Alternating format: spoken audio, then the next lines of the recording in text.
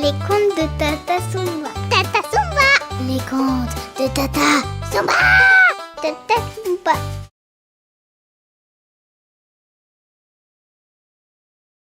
La légende du marchand de sable. Il y a bien longtemps, le marchand de sable ne faisait que vendre du sable. Il ne vous donnait pas envie de dormir chaque soir. Le sommeil était apporté par le papillon de la nuit. Il voltait autour de votre tête. La poudre qui recouvrait ses ailes se détachait alors et le sommeil s'emparait de vous. Ainsi fonctionnait le monde. Mais un jour, alors que le papillon de nuit traversait les montagnes pour aller endormir les enfants du Tibet, le yéti de glace l'attrapa et le tua. À partir de cet instant, plus personne ne put dormir. Ne croyez pas que c'était bien, car tout le monde était fatigué et on ne pouvait plus se reposer. Cela dura un temps, puis la situation devint intenable. Alors tous les rois, les empereurs et les princes du monde se réunirent. Il fallait faire quelque chose. Un grand avis fut lancé. On recherchait un héros pour aller combattre le yéti de glace et ramener la poussière des ailes du papillon. Nombreux furent ceux qui y allèrent, mais aucun ne réussit à grimper jusqu'à la tanière du monstre. Jusqu'à ce qu'un jour, un tout petit marchand de sable se porta volontaire pour aller accomplir cette mission. Les chevaliers rirent grassement. « Quoi ? Ce petit bout d'homme croit réussir là où nous avons tous échoué ?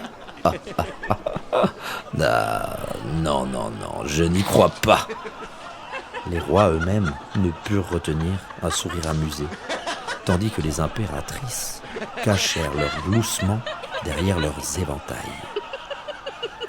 Mais le plus vieil empereur se leva et annonça alors dans le silence qui s'était fait : « Si tu penses que tu peux réussir, alors vas-y.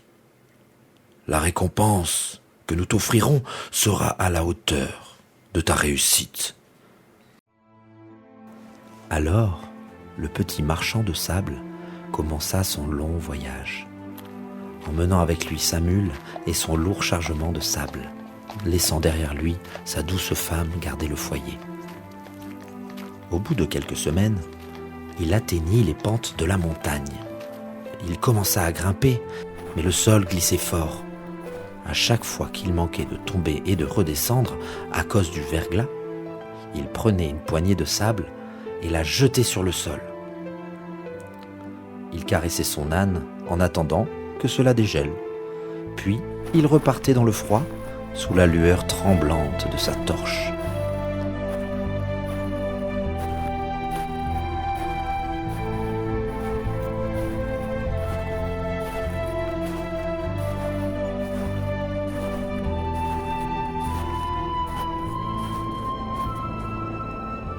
À la fin, après de nombreux efforts, il réussit à atteindre la tanière du yéti de glace. Mais heureusement, celui-ci était endormi. Il était allongé au milieu de la poussière du sommeil et ne pouvait plus se réveiller.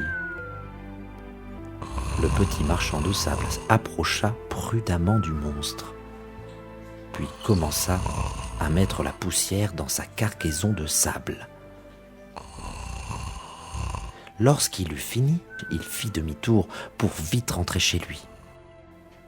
Mais alors qu'il se trouvait sur le seuil de la grotte, une grosse voix l'arrêta. « Qui es-tu, petit homme ? Que fais-tu ici ?» Le marchand de sable se retourna. Le yéti s'était ranimé. Comme toute la poussière se trouvait dans sa charrette et que le monstre n'en respirait plus, il pouvait maintenant se réveiller.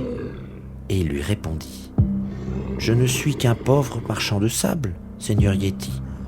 Voyez ma charrette, je me suis perdu dans cette montagne. S'il vous plaît, dites-moi où se trouve le prochain village et je vous laisse ma torche. Oh, il fait froid ici, et vous en auriez besoin pour vous réchauffer. » Le Yéti recula vivement et répliqua. « Garde ta torche, humain, et va-t'en. Le village est au pied de la montagne, dans la direction de l'étoile du levant. » Bien évidemment, le Yéti était fait de glace. Il ne voulait s'approcher du feu, de peur de fondre. Le petit marchand de sable fit tranquillement demi-tour et s'en alla rejoindre les rois, les empereurs et les princes. Il fut accueilli par des bravos et des hurrahs. « Ainsi tu as réussi !» constata le vieil empereur dans un sourire fatigué. N'oubliez pas que cela faisait des semaines qu'il n'avait pas pu dormir. Tout le monde était content à l'idée de pouvoir à nouveau plonger dans un profond sommeil. Et après les premières liesses, on se rendit compte du problème. La poussière s'était si bien mélangée au sable qu'on ne pouvait plus la redonner au roi des papillons. Le vieil empereur trouva la solution. « Eh bien, puisque la poussière s'est mélangée à ton sable, ce sera toi qui seras chargé de le distribuer pour donner le sommeil à tous les habitants de la terre. Et puisque tu nous as rendu le plus grand des services en allant récupérer la poussière, nous allons tous t'aider à accomplir ta nouvelle charge. Chacun de nous va te faire un don. Pour ma part, je te donne la richesse éternelle. Ainsi, tu n'auras plus qu'à te préoccuper que de ta tâche. » conclut le vieil empereur pour donner l'exemple. « Je te donne, pour ma part, le pouvoir du vol, que tu puisses aller par-delà les montagnes. » continua le roi des faucons. « Je t'offre une charrette magique qui te suivra toute seule et pourra porter ton chargement de sable sans jamais faillir. » fit la reine des fourmis. « Laisse-moi te donner la vitesse pour que tu puisses aller voir tous les habitants chaque jour, » annonça le prince des guépards. Chacun des monarques y alla de son don, si bien que le petit marchand de sable pouvait effectuer sa tâche avec joie et sans effort.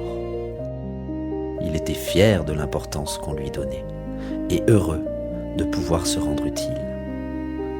Mais il avait encore un petit pincement au cœur pour son âne, qui ne pourrait pas le suivre et qui avait été un bien fidèle compagnon.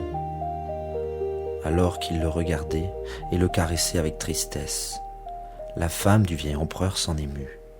« À mon tour de faire un don, j'offre à ton âne la meilleure place de notre écurie impériale. Il sera traité avec le plus grand des soins et pourra ainsi couler des jours heureux.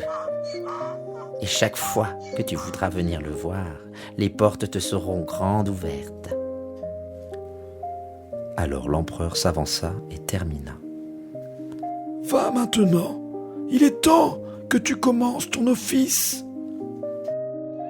Sous les bravos et les vivats, le petit marchand de sable s'éleva dans les airs avec sa charrette magique et lança la première d'une longue série de poignées de sable. Mais je vois que mon histoire l'a attiré par ici, car vos petits yeux se ferment, les enfants. Allons au lit et rêvons tous du petit marchand de sable et de son âne.